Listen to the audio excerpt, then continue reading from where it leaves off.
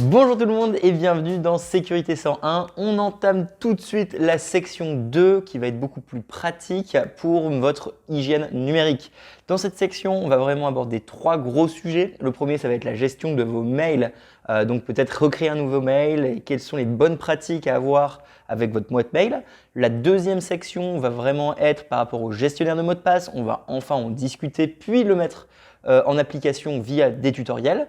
Et le troisième chapitre de cette section sera sur le 2FA, 2 facteurs authentification, qui est des règles de sécurité supplémentaires quand vous allez vous connecter à un site ou un service.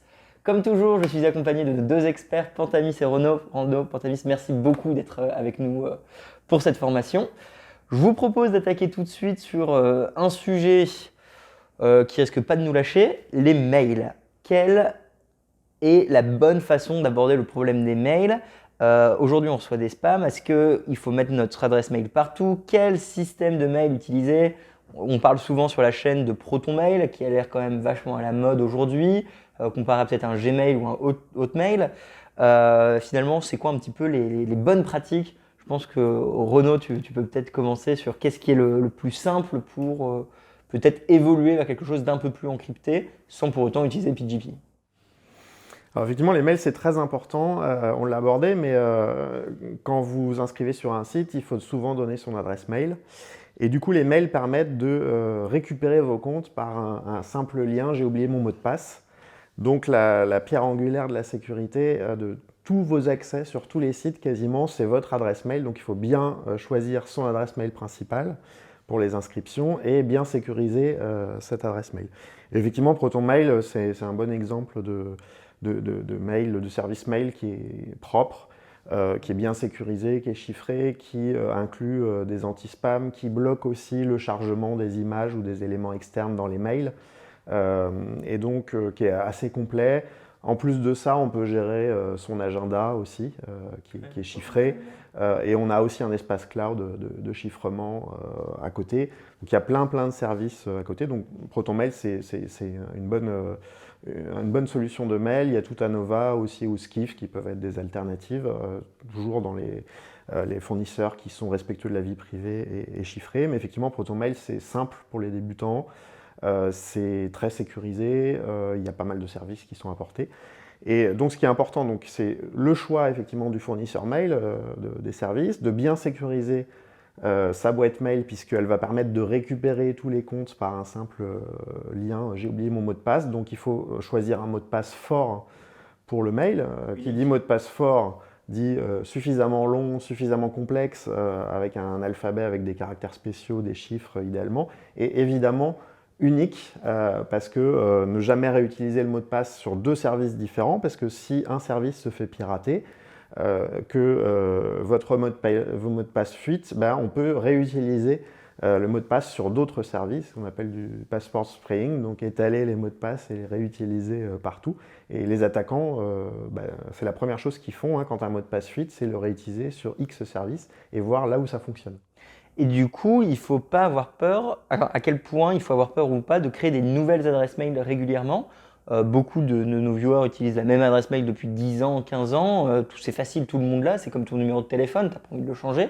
Est-ce que finalement, ça c'est une idée qu'on s'est mis dans notre tête et il faut oser créer des nouvelles adresses mail régulièrement? C'est quoi un petit peu la règle là-dessus? Plusieurs adresses mail, c'est peut-être un peu excessif. Moi, personnellement, j'ai une adresse mail pour les mailing lists publics, pour les sites qui ne sont pas très critiques, etc. Et une adresse mail pour un peu plus sérieuse et un peu plus sécurisée sur ProtonMail, pour les services crypto par exemple, pour les services liés à l'authentification, à l'identité, voilà. Mais 2 adresses mail peuvent suffire, je dirais. Moi aussi, j'utilise pas plein d'adresses mail, mais effectivement, ce serait une bonne pratique de séparer les usages, notamment quand le niveau de criticité des comptes qui peuvent être récupérés avec l'adresse mail en question. Sur le choix du service de mail, il faut faire attention parce que certains services mail limitent en fait la taille des mots de passe qu'on peut mettre ou des choses comme ça. Et donc, bon, du coup, faut pas utiliser ces services-là pour des mails qui protégeraient des comptes en récupération. Mais sinon, voilà, d'avoir plusieurs adresses mail, ça coûte rien d'en créer plusieurs. Après, le problème, ça peut être de les gérer. Donc le gestionnaire de mot de passe, ça peut aider, mais voilà, il y a derrière, ça, c'est une habitude à prendre aussi et c'est pas forcément. Et j'ai cru comprendre qu'il y avait des services qui permettaient, donc quand on n'a pas envie de donner son adresse mail, il doit exister forcément des services où tu mets une adresse mail complètement bidon et ça passe. Est-ce que, comment on fait si on n'a pas envie de donner notre adresse mail parce qu'on a peur d'être spammé? Il y a des sites qui existent pour créer des adresses mail temporaires. Donc, par exemple, je pense à 10 Minute Mail qui permet de créer une adresse mail. Donc ça va s'afficher comme un webmail classique une fois que l'adresse mail est créée. Et puis au bout de 10 minutes, sauf si on le demande au site, l'adresse mail sera complètement supprimée. Donc en général, ça laisse le temps au mail associé à la création de compte d'être reçu, de pouvoir cliquer sur le lien, puisque cette fois-ci, il faut bien cliquer sur le lien pour confirmer l'adresse mail du compte. Et ensuite, le mail est supprimé. Par contre, faut tenir compte du fait que si le site a besoin de vous contacter, il ne pourra plus utiliser cette adresse mail. Et certains sites vont des fois vérifier que l'adresse mail existe encore, hein, parfois. Donc, faut utiliser ce genre de mail jetable sur des sites qui sont certainement des comptes qui sont tout aussi jetables que les adresses mail en question, si l'usage est celui-ci en tout cas. Ok, super.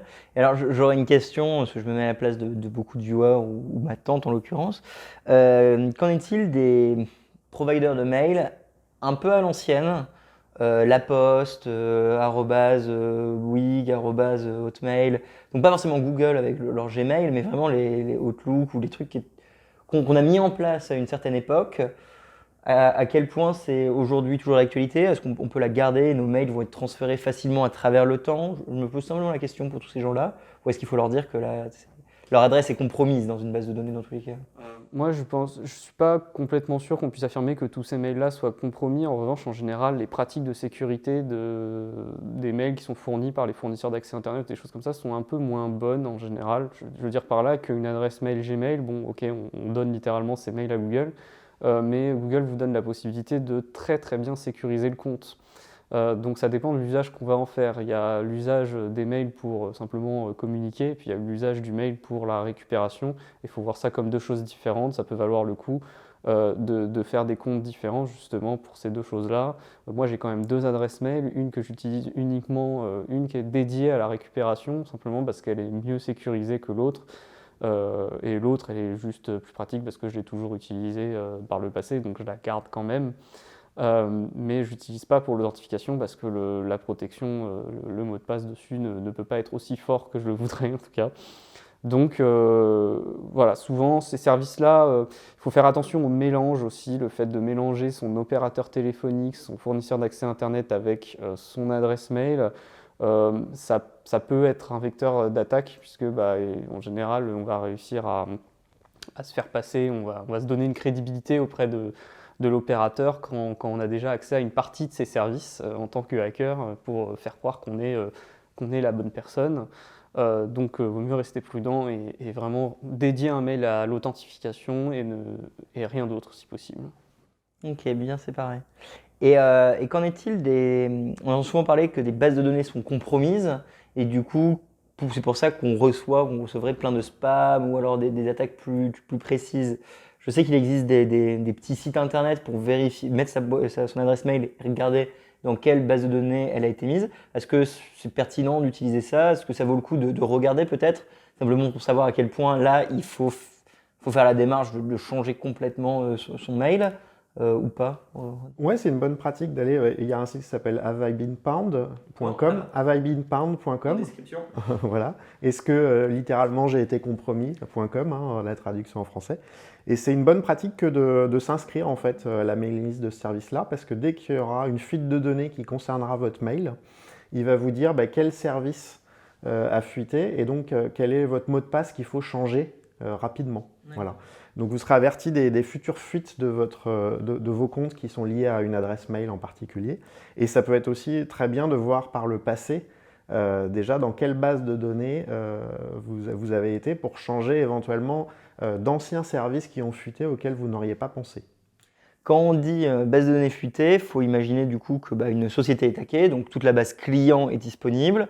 Les pirates vont la mettre sur Internet dans des parties un peu plus profonde, comme on en parlait, et ils vont vendre cette base de données aux personnes qui veulent l'exploiter. Donc, des gens vont acheter la base de données avec votre mail dedans, potentiellement votre mot de passe et tout bazar, et ensuite ils vont exploiter cette donnée en vous envoyant des mails de phishing, comme on n'a pas vu dans la section 1. Ou réutiliser des mots de passe et voir si vous avez utilisé le même mot de passe sur plusieurs services. Voilà. Mais c'est sur le site Ava et Binpond, pour ceux qui s'inquiéteraient, on peut taper son adresse mail dedans parce que en fait, l'adresse mail ne sera pas envoyée directement, ce sera une empreinte cryptographique qui va être calculée à partir du mail et qui va être, on va faire la correspondance ensuite avec la base de données du site. Donc le site ne vous fait pas communiquer votre adresse mail, il ne regarde qu'une petite partie en fait, il regarde juste un identifiant. C'est un site de confiance qui est tenu par un expert en cybersécurité qui travaille avec beaucoup d'éditeurs aussi du milieu. Donc celui-là est fiable, on peut taper son adresse mail dessus et on peut s'inscrire au service de surveillance des fuites concernant son adresse mail. Ok, super.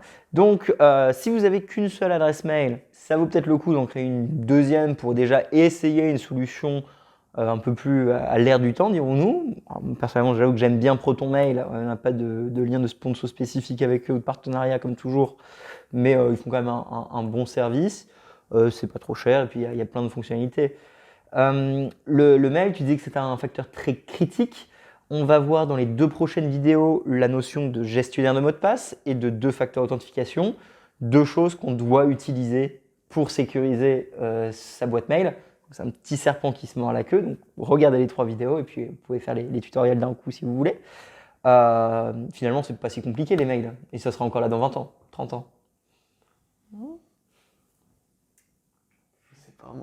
Je dirais que c'est un pari sur le futur. Je ne sais pas si on se débarrassera des mails parce que je pense qu'on l'utilisera toujours comme moyen de communication dans certains milieux. Bon, les vieilles habitudes, en général, elles ont tendance à se garder. Et en fait, c'est pas tant le problème n'est pas tant le mail, le problème c'est la récupération via le mail. Et bon, j'ai du mal à imaginer que les sites ne mettent pas en place sur certains comptes toujours des moyens de récupération qui pourront être exploités comme une faille. Donc il faut, voilà, je pense qu'on n'en aura pas fini avec les mails avant un certain temps quand même. Et ce qui va peut-être changer, surtout dans les années à venir, c'est la façon dont on s'authentifie et les mots de passe. Mais ça, on va en reparler. Ouais. Pour information, juste après, il y aura une vidéo bonus qui serait une interview du coup de Théo et Renaud avec des sujets un peu plus poussés pour ceux qui voudraient explorer un petit peu plus les pans de la cybersécurité. Donc les mails, clairement, moi aussi, je pense pas que ça va partir de sitôt. Hein. Depuis que je suis né, j'ai des mails, donc je sais pas si je mourrai avec les mails, mais en tout cas, ça va me durer. On va clôturer ici la vidéo du chapitre 1 sur les mails. De toute façon, c'était une introduction. Maintenant, ce qui va vraiment être la vidéo pilier de cette section 2, ce sera le gestionnaire de mots de passe. Donc on se retrouve tout de suite pour la prochaine vidéo. Ça va être théorie sur le gestionnaire de mots de passe. Ensuite, on aura des tutoriels pratiques dessus qui suivront. Je vous remercie énormément de soutenir Découvre Bitcoin via les Patreon, via les personnes qui aident, les nombreux bénévoles derrière la caméra et puis vous également pour jouer le jeu. On se retrouve tout de suite pour la vidéo suivante. Merci beaucoup.